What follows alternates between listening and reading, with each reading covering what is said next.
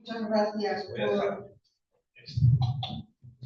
por la presentación. He sido presidenta de la Asociación Española de Investigación de la Historia de las Mujeres, pero ya lo he dejado porque la duración del cargo exige una renovación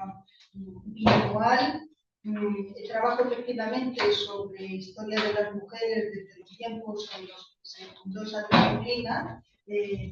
con focos muy activos en las universidades madrileñas de Barcelona, y estuve con Cristina Segura en el grupo Almudaina.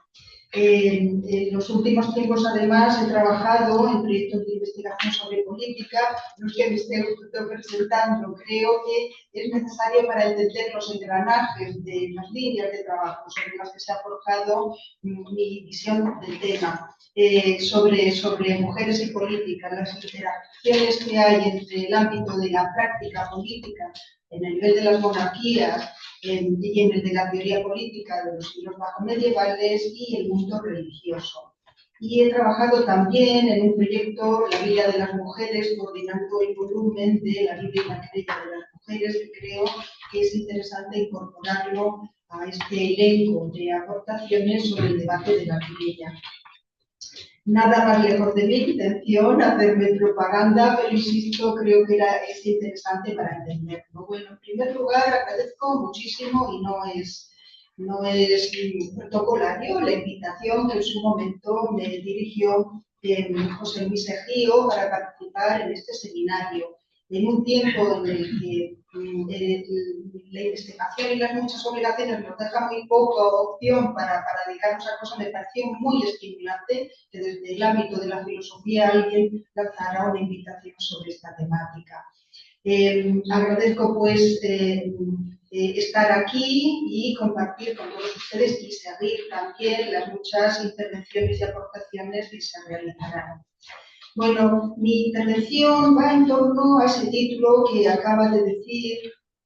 mi presentador en esta sesión, consideraciones en torno al Estatuto Cultural de las Escritoras Ibéricas Automodernas. Y en realidad son unas notas que tratan de poner en orden una serie de percepciones que he ido acumulando a lo largo de los muchos años de acercamiento a esta temática, en la que además de trabajar sobre ámbitos institucionales, experiencias extrainstitucionales, por decirlo así, todo ese mundo de las mujeres religiosas, sus desarrollos geográficos, etcétera, etcétera, ha implicado el acercamiento a una serie de escritoras de las que se consideran las emblemáticas del periodo tardomedieval ibérico. Empezaré con un poco de historia o de historiografía, muy somera, con unas líneas. El interés por las voces de mujeres, sin duda alguna, fue uno de los vectores de búsqueda en aquellos primeros años, a finales de los 80, principios de los 90, aquellos primeros tanteos de historia de las mujeres en nuestro país, realizadas aquellas primeras valoraciones que relanzaron la disciplina o el estudio de las mujeres en la historia, aquellas valoraciones de no presencia, de no participación, de invisibilidad e invisibilización, que son cosas distintas, es obvio que en tiempos históricos y más como el medieval, esas voces de mujeres no tenemos un acceso directo. Se han ido viendo que afloran en procesos judiciales, en documentación notarial muy rica, como la de la Corona de Aragón, donde iban a anotar y a contar muchas experiencias personales y sociales, y también en las cartas, un ámbito que se ha visto notablemente enriquecido por el proyecto Visiva, que como bien saben se ha desarrollado en el marco de los programas de la Casa de Velázquez por el Entiuri Pardo y Patricia Rochester. Y tendríamos también los escritos de mujeres, es decir, este hecho hace que aparezcan una serie de mujeres que ya en los años 90 se dirijan nuestra mirada hacia esa casi desconocida entonces nómina de escritoras, cuyo recuerdo fue compilado en esa primera codificación del canon, y me parece muy interesante recoger esas reflexiones, que es Serrano y Sanz en su catálogo sobre mujeres escritoras, y que motiva que surjan poco a poco una serie de trabajos académicos sobre estas autoras dentro y fuera de nuestras fronteras, sobre todo en esos momentos en el marco de la historiografía sobre el desarrollo de los estudios de las mujeres en nuestro país, pero también la academia anglosajona, el mundo, sobre todo norteamericano, vuelve pronto la mirada hacia Teresa de Cartagena, cuyos tratados ya fueron editados en 1967 por Joseph Harton, Constanza de Castilla, tras el hallazgo de su oracional en la Biblioteca Nacional, editado por Constanza Wilkins en 1998, aunque ya había habido trabajo sobre esta figura, o Isabel de Villena, esa destacadísima y además venerada escritora en lengua valenciana, venerada en su contexto lingüístico, digo, que acumula ya un enorme acervo de estudios, recientemente actualizado por el volumen colectivo que editaba en 2022 Ana Isabel Peirat, en la editorial Tirant-lo Blanche, Isabel de Villena y Espiritualidad Europea Tardomedieval. Disponemos de ediciones electrónicas de su obra y de un cúmulo de trabajos también muy significativo e importante. Y llegaríamos a la cuarta escritora de las que yo me he ocupado, Juana de la Cruz, que entra en el horizonte de estos estudios culturales sobre las mujeres ya en los años 80, con aquel libro fundacional de Ronald Sartre, La guitarra de Dios, publicado en 1990, al que se sumaron o nos sumamos otras estudiosas de modo simultáneo. Una igualmente obra y con orden no publicada, sigue vigilada y supervisada a mediados hacia 1525 y censurada, y que se conserva en dos manuscritos, uno es Burialense y otro en la Biblioteca del Vaticano. Reciente, en 1949, Inocente García de Andrés hace una edición en 2 volúmenes actualizada en lengua y grafía que ha permitido un acceso a la obra. Con estos precedentes podríamos decir que es mucho lo aprendido y estudiado, pero sin duda alguna, en mi opinión, se detectan lastres y ciertos déficits. Cierto que hay algunas obras de conjunto, pero predominan sobre todas estas autoras estudios atomizados y predomina el abordaje sobre aspectos o tópicos puntuales. Es también muy escaso el diálogo interdisciplinar, y eso en este foro me parece, ya ha sido señalado aquí, me parece una barrera a sortear. Es decir, que se estudian las estudiosas de la literatura, hacen sus hallazgos, las historiadoras los nuestros, pero raramente se incorporan, y ese es un gran déficit, un gran hándicap. Se podría decir que trabajamos en ámbitos separados y que se está produciendo un ensayismo sin consecuencias en trascender realmente modelos interpretativos y modelos de análisis, en torno a aquello que nos llevaría a establecer algo que existió en el pasado y que considero de vital importancia, los procesos socioculturales vinculados a lo político y a lo religioso que se dieron en las sociedades tardomedievales, tanto modernas, en el ámbito femenino. No trasciende, por lo tanto, la síntesis y menos aún en las síntesis globales o en los relatos globales. Los filósofos o los literatos pueden incorporar la querella, pero raramente se va a incorporar en una clase de historia, digamos, en un manual de historia, pues que hubo unas voces disonantes en estos momentos históricos y que decían cosas muy importantes que no eran marginales, sino que estaban incardinadas perfectamente en las ruedas del poder sociopolítico del momento. Así que ese ensayismo sin consecuencias es una frustración mía. Decir, oye, pues resulta que esto es muy interesante y que nadie lo cita, o que nadie se ha enterado de que esto está hecho. Mi aproximación personal,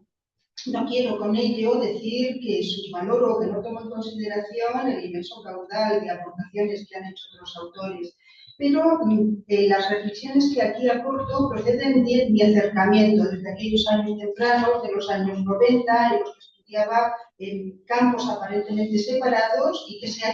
parecía un hallazgo y que luego demostraba que había conexión, circulación de sentido con otros que estaban en otro ámbito.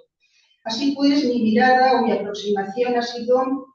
la de una historiadora y desde una mirada paciente que de tanto en tanto, con cierta recurrencia, se acercaba a estas autoras. En el marco de su indagación general sobre las mujeres en la Baja Edad Media peninsular y poniendo en relación pues, el desarrollo paralelo, la profundización en toda su complejidad, porque es un término que creo que aquí me gustaría poner de relieve. No tenemos ya relatos simplificados y lineales, sino que cada elemento, cada figura, cada texto establece su diálogo y sus propias constelaciones con un entorno. Eso parece una obviedad, ¿no? Pero en historia lo tenemos menos desarrollado. De manera que todas esas instituciones religiosas, escritos, vidas de mujeres, procesos de santidad, en relación también con todo ese ámbito próximo a las nociones ya de mecenazgo o de procesos culturales que aquí se van a analizar, como el encargo de obras o la recepción a través de la lectura, nos estaba dando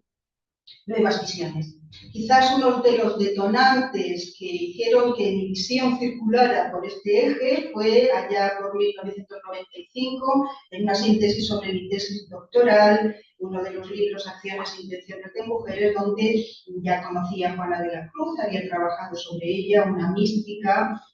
que lanzaba sermones ante el público, y en la lectura del sermón de la Inmaculada Concepción, algo tan ortodoxo y tan convencional,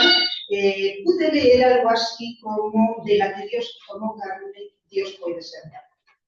o Dios puede ser llamado. Y eso eran palabras muy fuertes. Ese fue el inicio, digamos, hacia una visión que ya se había acercado a ese mundo polifórmico de las mujeres religiosas que tienen unas especificidades. Bueno, entre las autoras que yo he trabajado, se caracterizan, las características que estaría Teresa de Cartagena, esa autora que aquí se va a tratar y en la que yo no voy a intervenir mucho. He hecho algunas incursiones,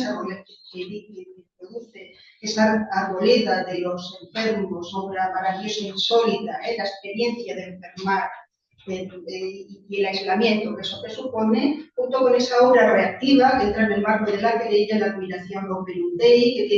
tiene un proceso de interrelación entre quien la anima, quien se dirige la obra muy interesante. Constanza de Castilla, con el denominado libro de devoción y oficios, Isabel de Villena y su Vita Christi, súper conocidas, y Juana de la Cruz con ese conorte o sermonario místico. Si hablamos de canon, no sé si de canon, pero sí de reflexión sobre el estatuto cultural, salta pronto a la vista un elemento que las aúna. Todas proceden del ámbito conventual. Queda un poco en la sombra la vida conventual, salvo que esté desinformada con últimas investigaciones de Teresa de Cartagena, que sabemos que fue inicialmente clarisa y posteriormente entra en un convento cisterciense. Una mujer con una biografía y una incardinación muy peculiar y muy significativa, con esa familia de origen converso, y que está entre los más altos exponentes de la cultura humanística del momento. Constanza de Castilla, priora de Santo Domingo Real de Madrid, pertenece a ese linaje desplazado del rey Pedro I, que muere en Montiel y que a partir de ese produce esa sucesión dinástica con los Trastámara, pero es una abadesa, una priora enormemente poderosa, que está bajo las alas de esa corte de Catalina de Lancaster y posteriormente de Juan II. Dominó los mecanismos del privilegio y la merced, consiguiendo innumerables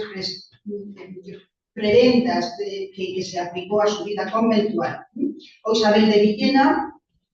la abadesa también del convento de la Trinidad de Valencia, fundación de la reina doña María de Castilla, una reina que supongo que conocerán. No voy a decir que es la versión de Isabel la Católica en el Reino de Aragón, pero en poder y en autonomía sí lo fue, puesto que fue lugarteniente de Alfonso V el Magnánimo, que se pasó la vida en Nápoles, como bien saben.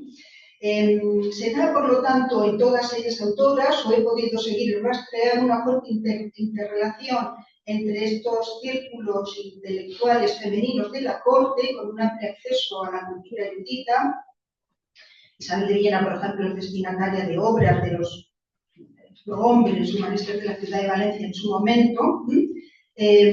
y bueno, tiene como peculiaridad que su obra es posteriormente a su muerte editada, la primera que se manda a imprentar, según dice Isola, de esa sucesora, como veremos. Y Juana de la Cruz también pertenece a un ámbito monástico, el convento de terciarias de Cubas de la Sagra, justo en ese momento de reformas fuertes. rígidas, no podemos dudar que sean patriarcales, y que logró articular una política de intercambio muy potente, de negociación muy potente, con el poderosísimo cardenal Cisneros, que les reportó beneficios mutuos. Pensemos que Cisneros, que tiene grandes obras y grandes proyectos políticos, le vino bien todo el universo visionario que le suministraban estas señoras, que con sus visiones ratificaban pues, la campaña de Orán y muchas de las empresas políticas que tenían. Bueno, ¿qué desde mi punto de vista o qué veo yo en mi trabajo? ¿Qué metodologías de aproximación y evidencias hemos ido cosechando? Pues, en mi visión de historiadora, que se acerca a los textos, es fundamental la visión de la autora y del texto en su contexto, una obviedad a priori, lo reconozco. Pero mi idea va en la siguiente línea. Si hemos ido avanzando en el descifrado histórico de qué significa el monacato en sus variantes y todos los centros de pertenencia a los que han pertenecido estas mujeres, donde se establecen vínculos, no todo el monacato, porque no la universidad, en estos centros en los que ellas han participado, hay un vínculo con las élites femeninas y con el poder de las reinas, hay fuertes conexiones. De manera que hay aquí una estructura socio-religiosa subyacente, son las relaciones entre corte y convento, casa de la reina y el convento, que las hemos podido establecer con detenimiento. Otro elemento importante, la necesidad de escucha, una escucha paciente, impertérrita y dilatada en el tiempo, una escucha atenta que nos permite identificar argumentos, motivos, estructuras recurrentes y modelos. Puede parecer también una obviedad, pero yo misma, para tal o cual aportación, a veces nos acercamos a una autora e identificamos un lema o un motivo y con él tiramos, pero toda obra tiene su estructura y si se aplica una actitud activa de escuchar, nos dice muchos elementos. Y, por supuesto, la autora, el texto propiamente dicho, ¿no? En su estructura interna, en sus recurrencias, en sus giros, qué dice con respecto a su tradición previa y con respecto a los autores que están trabajando en su propio tiempo. Porque así averiguamos, nos damos cuenta de esos referentes, de esa independencia, de esos giros de sentido, de esas experiencias propias que emergen. Y, por supuesto, en mi caso, las experiencias más sorprendentes de escucha ha sido darme cuenta que estaban en contacto con las problemáticas y los debates de su tiempo. Esos regímenes de polemicidad, ¿no? O regímenes polémicos que no solamente es la querella, sino que entran también a campos religiosos. El debate de la caballería se puede rastrear, el debate judeoconverso y, por supuesto, como no, todo el mundo de la brujería y esos exilios culturales que se producen en torno a esos elementos o discursos. Veamos rápidamente. Constanza de Castilla, la autora y su contexto. Creo que es fundamental considerar que una monja priora que escribe un libro de oraciones para regular la liturgia de las hermanas de su comunidad puede ser una convención poco atractiva.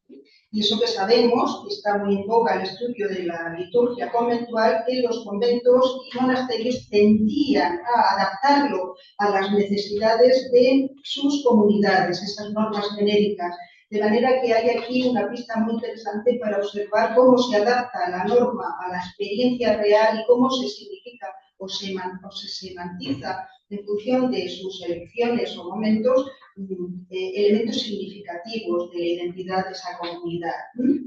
Así que resignificar la liturgia podría ser algo propio de ese oracional que se compone de distintas piezas y que tiene unas características muy interesantes. Es un libro de oraciones que escribe una priora poderosa con fuertes conexiones en la corte que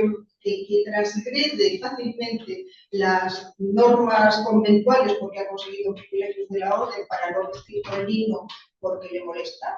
o para salir del convento, o para tener dependencias propias en las que recibir a sus amistades, que ella puede nombrar a los eclesiásticos que van a administrar sus sacramentos. Así que en ese libro de liturgias, de oraciones que se compone de distintas piezas que han sido estudiadas, hay un elemento muy interesante, su propia existencia.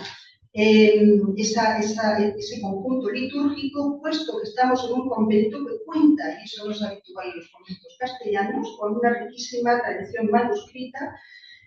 relacionada con las casas fundacionales italianas de los dominicos. En Santo Domingo se encontraba una copia de los 7 modos de orar de Santo Domingo, que era un documento rígido, les explicaba cómo ponerse en la postura, el gesto. En el oracional se hay una reiterada afirmación de la autoría, yo que lo compuse, ordené, yo solo Constanza que lo hice,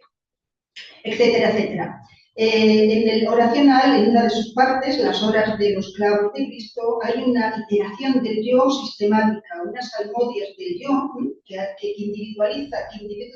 vamos a ver cómo lo explico, por la pasión que tú hiciste, y ahí va desgranando una serie, por mí. Hay un mí potente, un yo potente, que nos lleva y gestionado también hacia la idea del perdón, que nos habla de una literatura confesional, con una gestión del perdón y de las faltas en el marco individual y privado que se resuelve en el marco de la oración, y eso es importante en tiempos en los que se está discutiendo sobre la pertinencia de la penitencia mediada por el clero.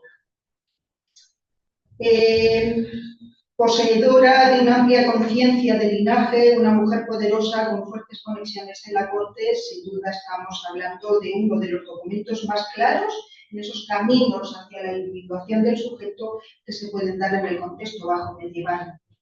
Isabel de Villena, con ella entramos, como hemos dicho ya, en esos complejos entramados intelectuales de la Trinidad de Valencia, y de la abadesa, una abadesa y una casa de fundación de María de Castilla, que expresamente denomina a ese monasterio mi monasterio, es decir, cuando dicen mi monasterio es porque era el lugar donde ellos habían fundado, donde ponían más interés y donde decide enterrarse. Isabel de Villena había sido criada en la corte de Doña María y trasladada a esa casa que ella había fundado desde pequeña y luego como abadesa. La casa de la Trinidad de Valencia, de Clarisas, y también la propia Isabel de Villena está en un diálogo intenso con las élites intelectuales de la ciudad, que sabemos que son uno de los focos culturales no solamente del Reino de Aragón, sino también de la península ibérica. Bueno, Isabel de Villena sabemos que hace una Vita Christi, otro género, voy a ir resumiendo,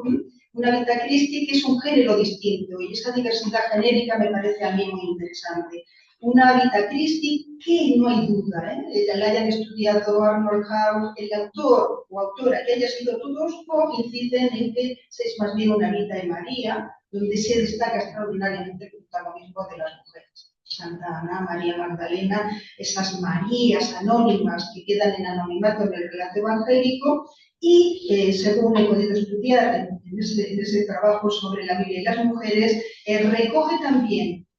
un gran protagonismo, recoge, que eso es inédito en ella, esos milagros de protagonismo femenino que están en el Nuevo Testamento, la Morroisa, la Canaria, etcétera, etcétera. Una vida en María donde se produce un elemento muy interesante, no solamente es que haya protagonismo femenino, sino que en el tándem María-Jesús, que está habitando la iconografía del momento del gótico, y también las Vita Christis famosas, Orfeo Sajonia, toda la tradición cristológica, se puede ir la mano a favor del peso de Jesús. Muchísimo se puede sacar el protagonismo mariano, pero se puede equilibrar en una relación de coaparición y de con causa del proceso redentor, es decir, sin María no habría habido redención, y ese es el argumento que ella señala. Trabaja sobre una estructura muy inteligente entre el cielo y la tierra. El cielo es la corte celestial, he podido secuenciar esa estructura, y podríamos decir, o podríamos afirmar, que establece una imagen nítida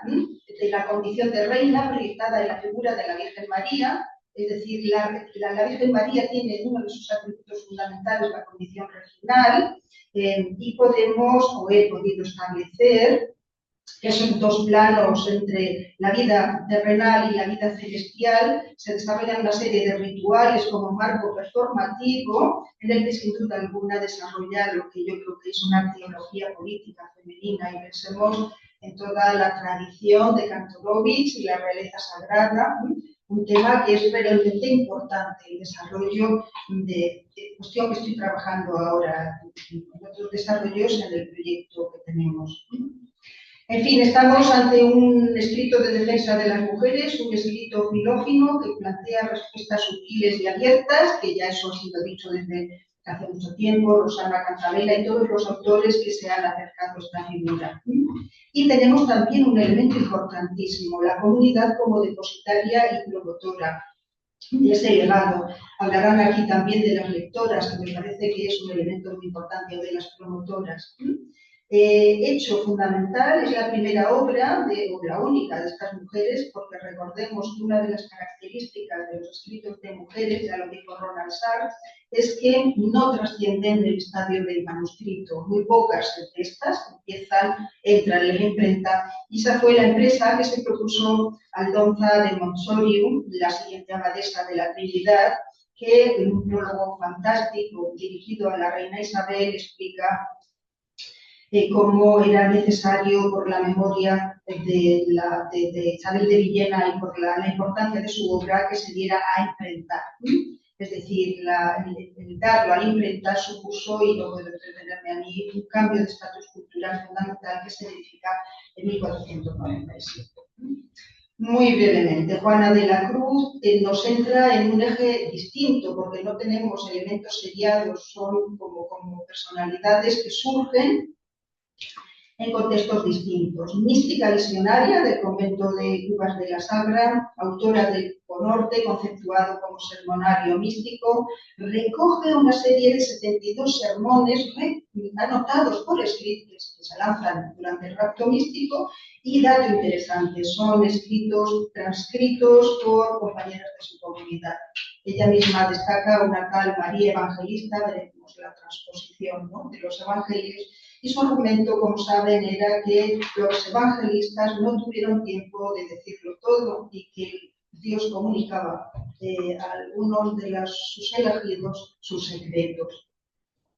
Los contenidos del Conorte se significan y cobran sentido y operatividad de la coyuntura religiosa de las primeras décadas del siglo XVI, en ese contexto de las empresas medianas, donde ortodoxia, es decir, temas fundamentales del catolicismo emergente, que expulsa judíos, que expulsa brujas, que desarrolla la demonología, es decir, ella dice que el catolicismo es la única verdadera y permaneciente religión. Y claro, está trabajando en todo el contexto polémico con el judaísmo y con los musulmanes, ya por supuesto conquistados, y el problema de las conversiones y los bautizos forzosos. Así que combina ortodoxia y una interesante resignificación y defensa de las mujeres en ese nuevo catolicismo emergente. Distingue también entre el cielo y la tierra, y el cielo que nos describe Juana de la Cruz es un espacio litúrgico y ceremonial, y el teatro es un recurso habitual. Las fiestas y las representaciones, como en Isabel de Villena, es el espacio, digamos, el lenguaje o el ámbito performativo en el que ellas imprimen significado. Y ese cielo que vive en régimen de simultaneidad con la tierra, y el cielo es el espéculo del mundo, es decir, en el cielo es donde se está dando todo lo verdadero. Y por lo tanto, la tierra es un espacio imperfecto y todo lo que ella proyecta sobre el cielo es lo correcto. Eso es interesantísimo, porque todas las resignificaciones que hace a través de los rituales nos están diciendo cómo es el mundo, cómo debe ser el mundo verdadero, justo, el que se da en el más allá, no en el de la tierra. Y esto nos lleva a alguna observación de la que nos has dicho antes, que quizás en el debate podamos intervenir. Bueno, es espacio litúrgico y ceremonial, y dentro de ese extenso repertorio de ritualidades que tienen una alta capacidad para crear significado, aparecen una serie de figuras recurrentes y unas estructuras muy interesantes. Una es el llamamiento. y otra es el ensalzamiento. Es decir, están en las fiestas y de pronto Jesús dice, y llegaron las trompetas de no sé qué, y los ángeles, perdón, el lenguaje, hicieron un llamamiento a todos los ciudadanos celestiales. Y dicen, y que vengan los hijos de las tribus de Israel. ¿Y quién dices que vengan? Todos los profetas, que vengan las mujeres que dieron a luz los hijos de Israel. Bueno, el llamamiento y por otro lado el ensalzamiento. Hacen una competición deportiva en el cielo, una carrera, y es muy interesante en términos también antropológicos y etnológicos, el repertorio de alimentos y de fiestas que describe, y resulta que gana Adán y Eva. Y llega el Señor y la ensalza. Le dice, oye, yo, pobrecilla, que soy la causante del hundimiento del mundo, etc. Bueno, serían algunos ejemplos de esas estructuras recurrentes. En esos contextos se produce un desglose sistemático del masculino y el femenino. De manera que esa cuestión tan polémica en nuestro tiempo del neutro universal y del horror que supone, es decir, hombres y mujeres, alumnos y alumnas, ella lo resolvía, amigos, pero cuando lo creía necesario desdoblaba amigos y amigos, ciudadanos y ciudadanas, santos y santas. Es otro tema que he podido estudiar y sistematizar. Es un escenario de fuerte presencia femenina, Santana, pero sobre todo la Virgen María. Y es la figura aquí que destaca y tendríamos mucho que decir en torno al desarrollo en estos contextos de esta figura. Realiza una revisión de la antropología de la creación, el mito de Adán y Eva, con una antropología inclusiva que mitiga los lastres del mito de la creación de la pareja primordial y del pecado de Eva, ensalza la genealogía materna de Cristo y por lo tanto el linaje femenino en ese momento del siglo XV avanzado al XVI, donde se produce un giro genealógico que deja a un lado las genealogías maternas y que afianza el mayorazgo basado en masculinidad y primogenitura, o establece el bautismo en ese contexto de lucha y polémica religiosa como un marco igualitario entre los sexos, elemento que le lleva a decir que el cristianismo, el catolicismo como la única verdadera y permaneciente fe es mucho mejor que la de los judíos, que solo se circuncida a los varones, o la de los musulmanes, y que deja a las mujeres, a las niñas, sin posibilidades de privilegio. Bueno, tendríamos muchos más elementos y ya solo quiero cerrar con unas conclusiones. Volvemos a la cuestión del título y cómo y por qué me preocupa esa cuestión del estatus cultural de estos escritos. Descubierto todos los entramados institucionales, políticos, textuales que se dirimen, establecida la novedad, el peso y la potencia de los contenidos que están estableciendo, ¿qué hacemos con esto? ¿Cómo lo entendemos? ¿Cómo lo sistematizamos? Bueno, pues habría que hacer, yo creo, un trabajo de reconstrucción histórica en todas sus variantes, estableciendo, como digo, ese rigor forense de los contenidos y del contexto de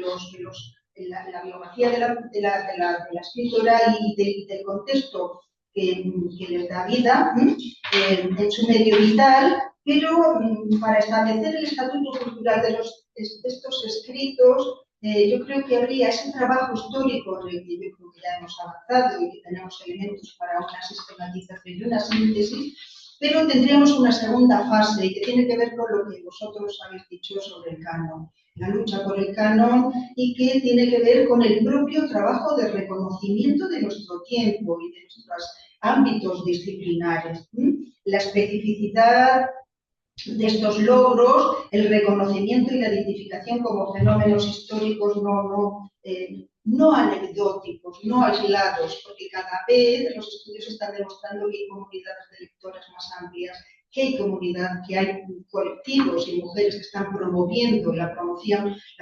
de obras, se abordará aquí también como un elemento importante. Y sabemos, a través de testimonios indirectos, cuando hablamos de todo ese eje discursivo y polémico que cruza la segunda mitad de nuestro siglo XV, que las mujeres eran sujetos de opinión y que piden respuestas a los humanistas y que ellas mismas están implicadas en esas respuestas del cancionero, en el que se están debatiendo cuestiones como si las mujeres pueden o no estudiar y su capacidad para amar. Ese sería otro elemento también interesante a discutir. Es, por lo tanto, un trabajo histórico de reconocimiento y de establecimiento de criterios que son complejos y que son sorpresivos y que siempre están en diálogo con esos cambios históricos, sean de coyuntura institucional, sean de coyuntura ideológica, sean de polémicas de tiempo. Es así como yo creo que podríamos llegar a conclusiones que nos permitan integrar estas agencias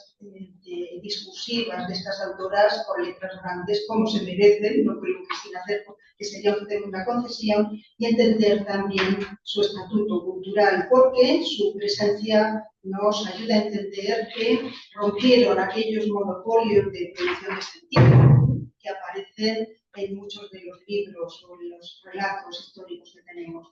Hubo discursos más potentes o más audibles, pero también hubo otras líneas de debate y de pensamiento que están ahí. Creo que me he pasado. Bueno, no mucho.